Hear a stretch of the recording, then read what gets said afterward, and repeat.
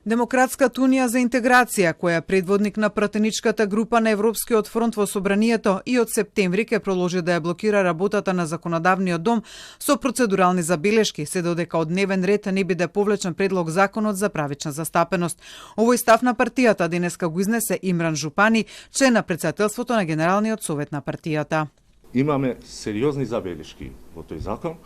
тој ги нема основните начела што треба да ги содржи еден закон, затоа ние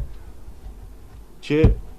настојуваме и ќе правиме се што можеме тој закон воопшто да не помине. Но повлекувањето на предлог законот за правична застапеност не е единствениот услов за деблокада на Собранието од страна на ДУИ. Жупани како втор услов го посочи предлог законот за високо образование, при што рече дека забелишките на опозицијата на предлог законот воопшто не биле земнев предвид од страна на власта. Интегративците и Европскиот фронт се на став дека законот за правична застапеност треба да биде усвоен со така наречен голем бадентер, односно мнозинство од вкупниот број пратеници кои се дел од немнозинските заедници, што беше одбиено од партиите од власта кои најавија дека законот ќе се носи со мал бадентер, односно со мнозинството од пратениците од етничките заедници кои се во моментот присутни на седницата во Собранието. Затоа дали ДУИ би се согласила да преговара со мнозинството во Собранието за да се обезбеди бадентерово мнозинство, Жупани не одговори директно, но рече дека за една влада да има легитимитет, клучно е таа да обезбеди и мнозинство според бадентер. ДУИ се противи на предложеното законско решение за правична застапеност како лошо,